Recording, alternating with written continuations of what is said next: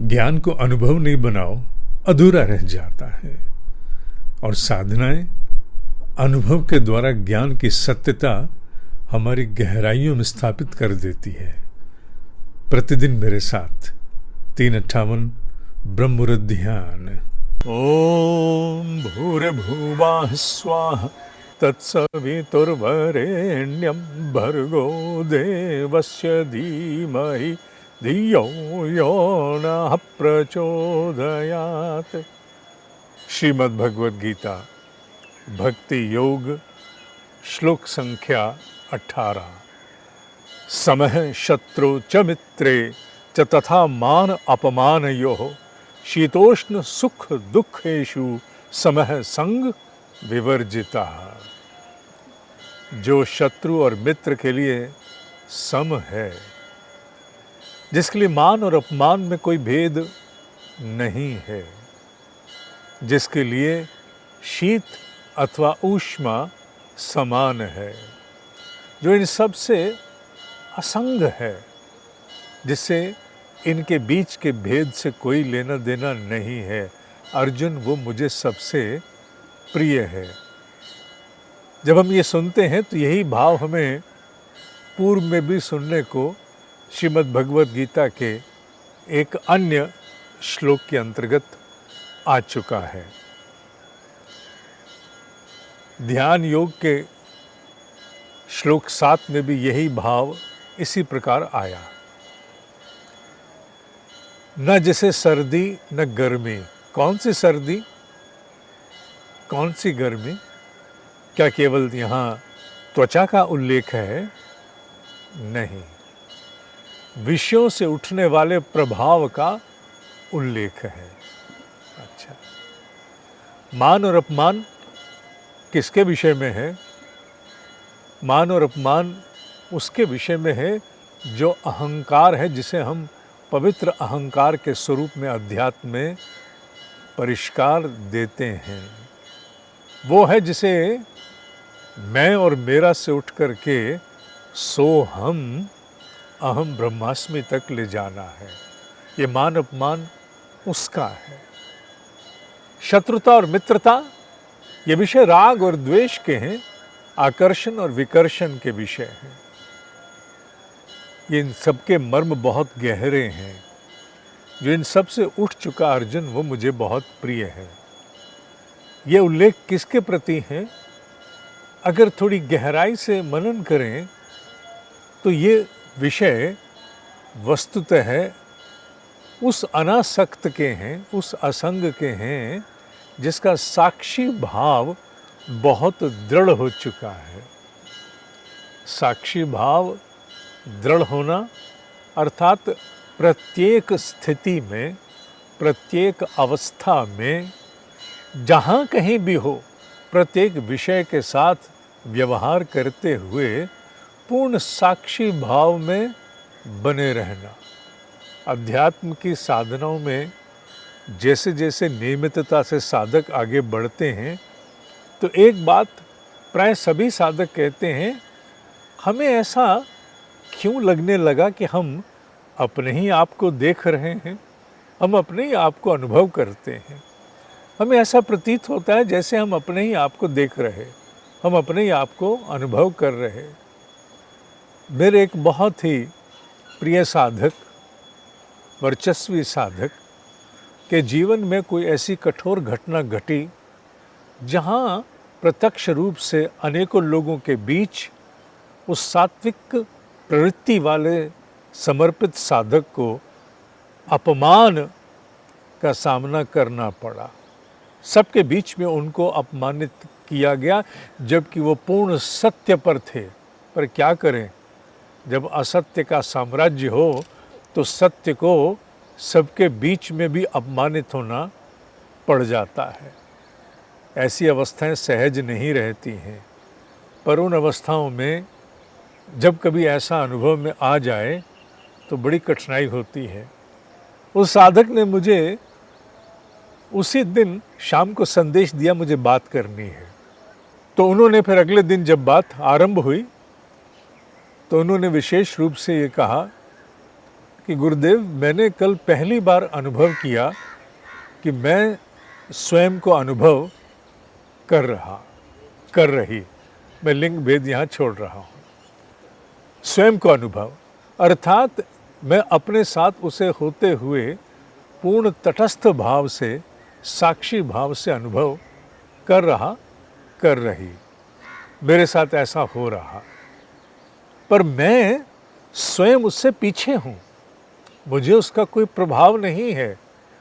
किसी और के साथ होता हुआ मैंने उसे अनुभव किया, मैं वो नहीं हूँ। पर हाँ, मैं अपने एक स्वरूप को उस समय भरी सभा में सत्य पर स्थिर होते हुए भी अपमानित होते हुए देख रही।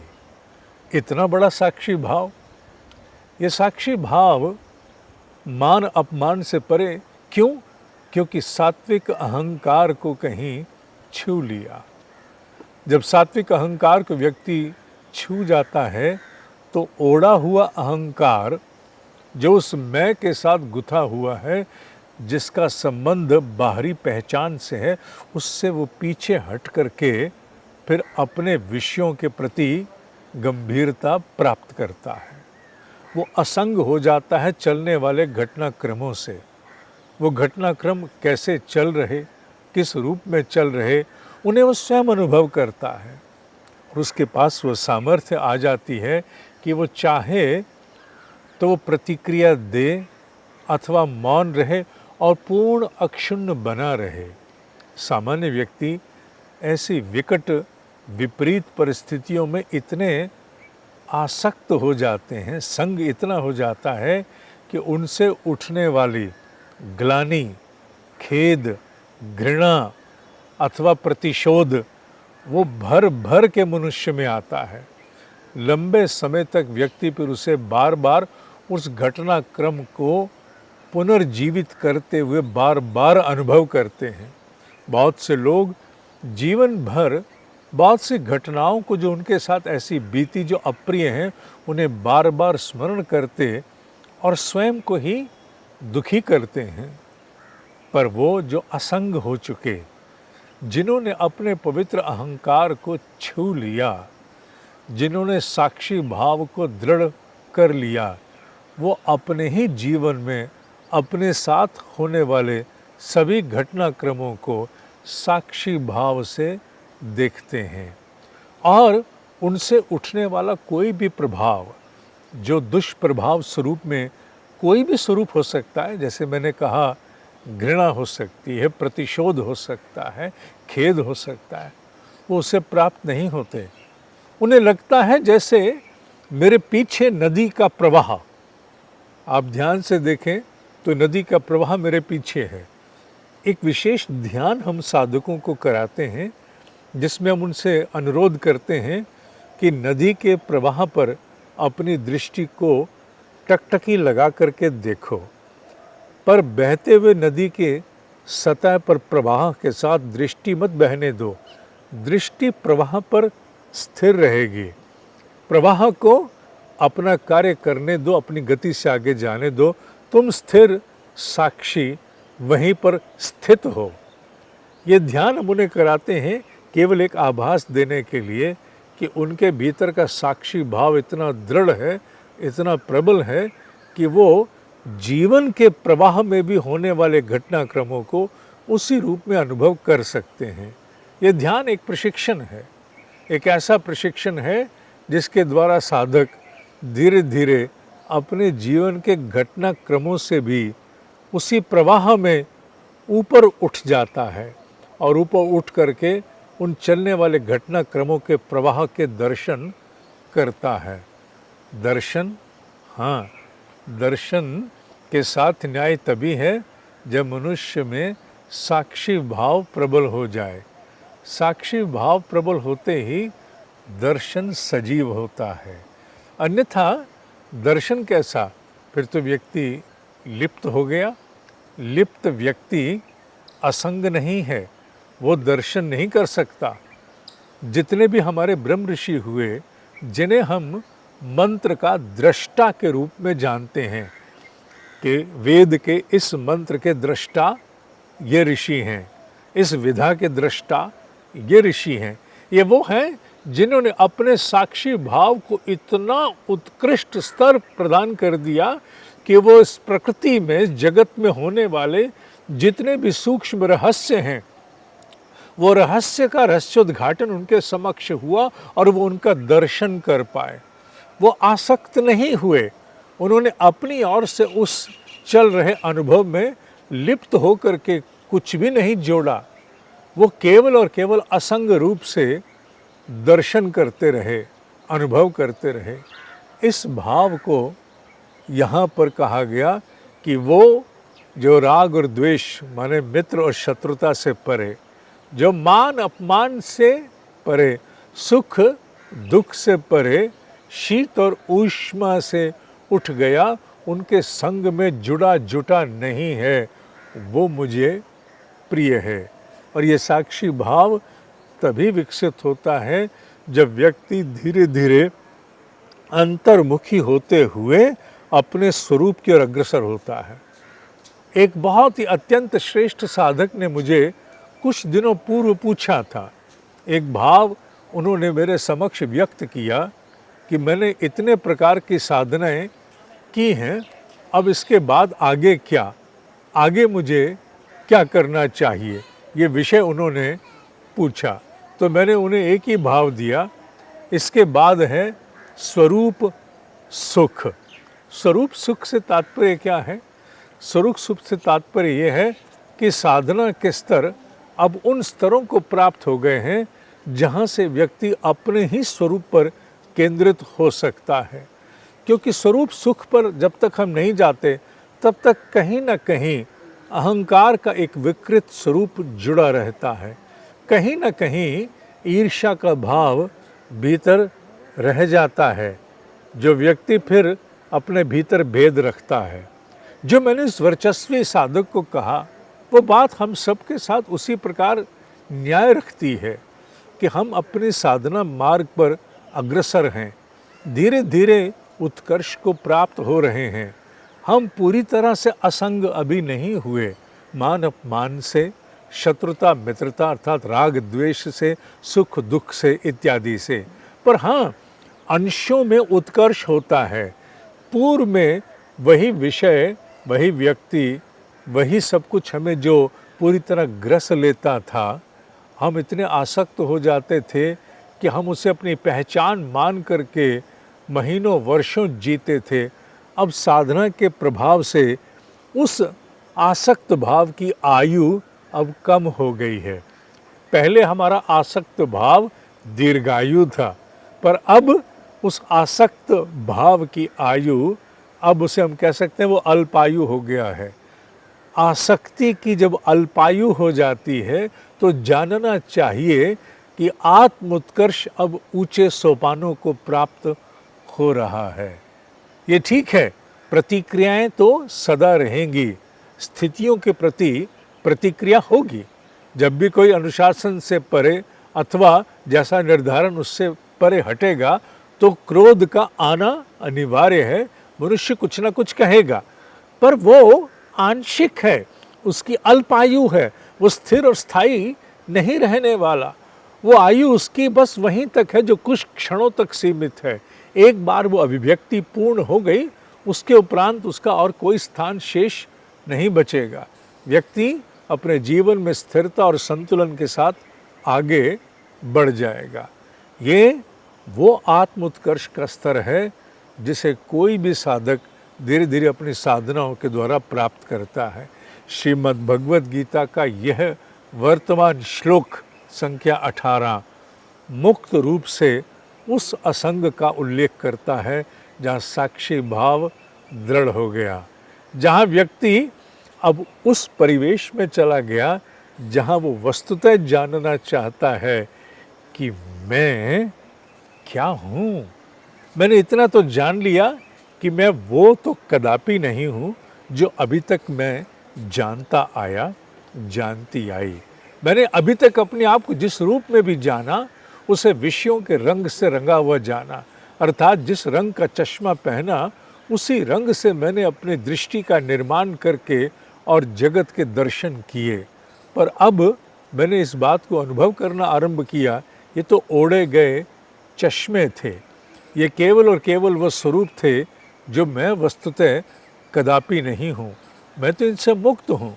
मैं इन रंगों से कहीं परे उस बेरंग में हूँ जहाँ रंग का कोई स्थान नहीं है। ये विषय नदी के प्रवाह की भांति हैं जो नीचे से अपना प्रवाह लेकर के चलते चले जा रहे। मैं प्रवाह नहीं हूँ, मैं प्रवाह का दृष्टा हूँ, मैं प्रवाह का साक्षी हूँ, पर मैं स्वयं प्रवाह नहीं हूँ। सामान्य जीव, सामान्य जीवात्मा जो पुनरपि जननम पुनरपि मरणम में ग्रसी हुई है, वो जीवन के प्रवाह रूपी पहचान तक ही आसक्त है। और जैसे जैसे उत्कर्ष प्राप्त होता है, मैं कौन हूँ के नए स्वरूप ज्ञात होते हैं, वैसे वैसे वो प्रवाह और स्वयं में भेद करना जान लेता है। मैं जीवन प्रवाह नहीं हूँ। जीवन प्रवाह को मैंने ही बनाया। मेरे ही किसी काल में कर्मों की प्रतिक्रिया का निर्माण आज मेरा विधान, आज मेरा प्रारब्ध है, इसमें कोई संदेह नहीं है। मैंने बनाया पर मैं नहीं हूँ। आज भले ही उस भोग को भोगते हुए मुझे जाना है, पर मुझे मुक्त स्वरूप में रहना है। मेरी प्रतिक्रियाएं ऐसी ना हो जो मेरे लिए आने वाले भविष्य में फिर से नए कर्म बंधनों का निर्माण करें। मेरी प्रतिक्रिया अगर हो भी तो ऐसी हो जो मुझे मुक्त कराती हों। निष्काम कर्म का उल्लेख जो बार बार आता है, उसके पीछे का मर्म वस्तुतः क्या है? असंग भाव को प्राप्त होना। असंग भाव को प्राप्त होते ही पवित्र अहंकार जागता है, और पवित्र अहंकार के जागते ही वो स्वरूप प्राप्त होते हैं जहाँ साक्षी दृष्टा दृढ़ता प्राप्त करता है। और जब वो साक्षी दृष्टा दृढ़ होता है तो तब इस श्लोक की प्राण प्रतिष्ठा किसी भी जीव के आचरण में होनी आरंभ हो जाती है। जीव के आचरण में इस श्लोक की प्रतिध्वनि तभी गुंजायमान होती है जब उसका साक्षी भाव दृढ़ता के उन स्तरों को प्राप्त हो जाए जहाँ वो प्रवाह से प्रतिपल स्वयं को भिन्न करके चले। ये ठीक है, स्थितियाँ जब घटती हैं तब उस समय बहुत कुछ यकायक अपने भीतर होता है। ऐसा नहीं है कि कुछ भी जो प्रतिकूल होगा उसके प्रति प्रतिक्रियाएं भीतर जन्म नहीं लेंगी, निश्चित रूप से जन्म लेंगी, पर वो प्रतिक्रियाएं उस क्षण तक रहेंगी। जिस प्रकार नदी के प्रवाह पर अगर कोई सूखा पत्ता टूट करके तैर रहा और दृष्टा भाव से आपने टकटकी लगा के सतह पर टिकाई है, तो पत्ता तैरता हुआ आएगा, आपकी उस दृष्टि के सामने से निकल जाएगा। आप दृष्टि लेकर पत्ते के साथ प्रवाह में प्रवाहित नहीं होंगे। ये क्षमता है असंग स्वरूप की, जिसे असंग विवर्जिता, संग विवर्जिता के स्वरूप में यहाँ उन्होंने संबोधित किया है। संग विवर्जिता बहुत गहरा शब्द है।